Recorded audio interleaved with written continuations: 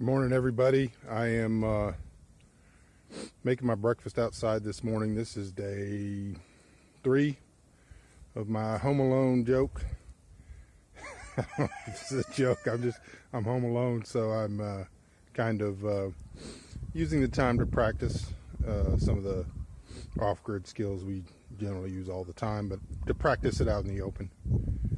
And so I got a fire started. I'm a little bit I wanted to do this yesterday, but we had 25-30 mile an hour winds all day yesterday, and it's starting to get a tiny bit breezy. It's not supposed to get real windy today. It's a gorgeous day, but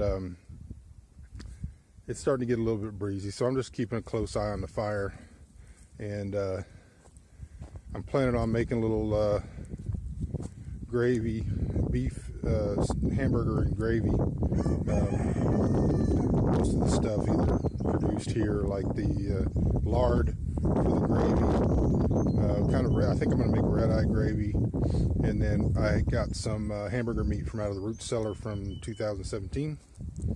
And so fire's starting to look pretty good, and I'm going to get some coals and get my pan going here in just a minute, and we'll make up some breakfast.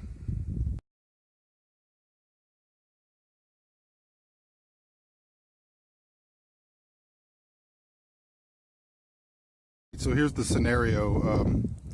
I would normally, get the coals out of here, and I would rake them out onto this little heat brick porch. And then I've got a spider pan here. This is a Civil War era, or just after that, spider skillet. And I would put the spider skillet up right on the coals. That's what it's designed for. But the breeze is getting up just a little bit. Not too bad, but I don't want to have the coals out here in the open. So what I'm going to do is I've got this little fireplace built with this removable bars that make a little grill, and then I'm going to set the skillet on top of that to get it warming. So kind of the scenario is, I'm not out in the wilderness, I'm not out in the forest with nothing but a pocket knife. This is basically, we live off grid on a homestead, and kind of pretending that for some reason, which is true, because Danielle's got the car for 4 days, can't get to town, just have to use what we have, almost out of propane, which is absolutely true, probably not enough to get through the day. So I'm cooking out here for breakfast, just using what we have in the root cellar. Started this fire about 20 minutes ago probably. And I'm just going to make a breakfast, so you could imagine something happened where you couldn't get to town, maybe something big or something little for an extended period of time, and that's what I'm doing for breakfast. I'm going to put the skillet on the grill here, so I got to kind of get my bars set up. You could make one of these just with some steel or rebar. This was given to me by a friend. All the pieces here, it comes apart and you can carry it in a backpack or whatever, and it's adjustable. The breeze is really picking up a little, so I'm going to go ahead and get this started. I had some lard. This lard is from a wild boar we killed probably, 10 years ago. We rendered the lard, and it was down in the root cellar. Perfectly good. I've been using it for the whole time over this 3 days. So I'm going to let that melt up real good. Got some flour, and I'm going to make red-eye gravy with this coffee. Alright, so the grease is melted, and I'm going to let it heat up, and after that once it starts to, basically if you threw something in there it would pop and sizzle, that's probably hot enough. You could test it with a little bit of water or a little of that coffee, just a drop, but I kind of just play it all by feel.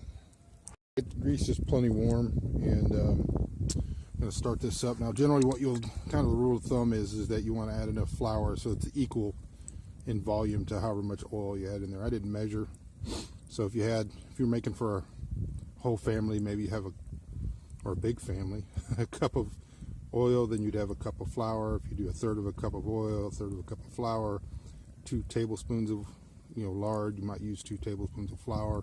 It's kind of a rule of thumb. I'm just gonna, you don't have to really worry about this burning if you're paying any attention at all. It'll get browner and get a little bit tastier. That's about the only risk.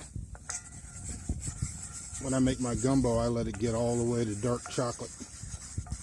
But basically you're making a roux here, and you just want to get all the flour mixed in. I'm only cooking for one, maybe a little bit for the dog, but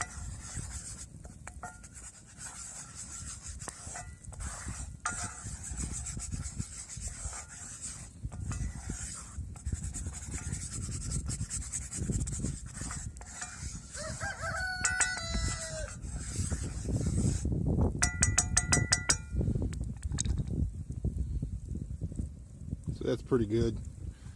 And I'm going to take the coffee and trying to do this one-handed. I don't have the right equipment, but trying to do this one-handed ought to be fun.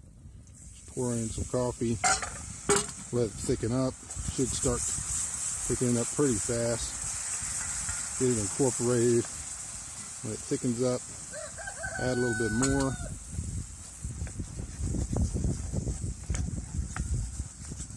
This is when you normally would want to add your salt and pepper, but I didn't think about that. I'm not going to worry about it. I'll just flavor it later. There's a lot of flavors going on here already.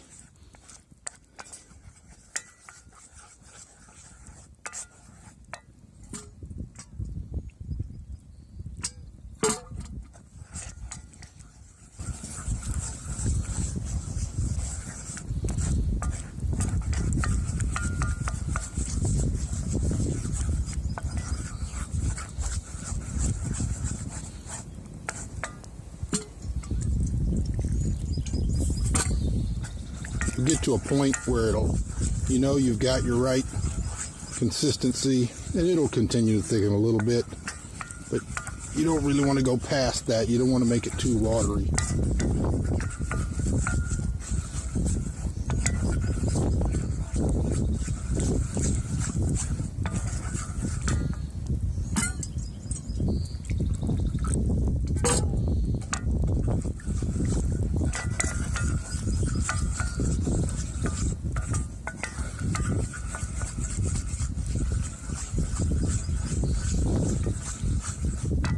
I'm going to be adding a hamburger meat, which is, because it was canned, it's already cooked. If I had, uncooked meat, I would cook it, sear it real good first. But this meat is from a jar, ball jar, been down in the root cellar for 2 years, maybe a year and a half. All right, I'm going to get the meat. All right, I got my meat here. This is canned meat, and it's got some fat in there, which is good, a little flavor. And I'm just gonna add this to my gravy, break it up and let it melt up real good. If my gravy continues to thicken up too much, I can add a little bit more liquid, water, or coffee, milk, whatever you have. All right, I'll get this stirred up and I'll be right back. I got a little flat skillet out here. Ouch, that's hot. Don't grab that spoon. And I'm going to fry up some bread. I'm going to use the bread instead of the hot spoon. And this is some home-baked bread. This is what I have left, a couple pieces. And then I'm going to put my gravy on the toast. Maybe people haven't tried lard on bread, but if you don't have butter,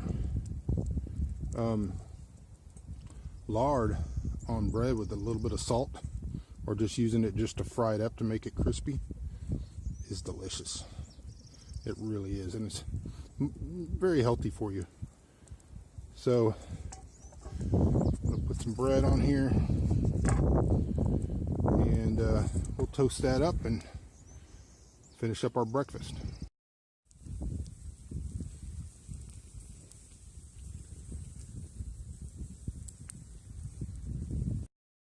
All right, so I put the gravy on here. My bread is toasted, just to heat it up one last time.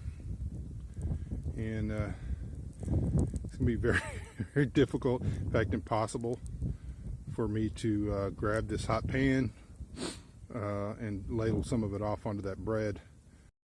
All right, so here it is, my red-eye gravy with hamburger meat and over toast. Hope you enjoyed this. Oh, and I'm not going to waste this fire. I put some beans on, black beans, to soak overnight, and I'm going to get them going, and that's going to be my supper, dinner, something.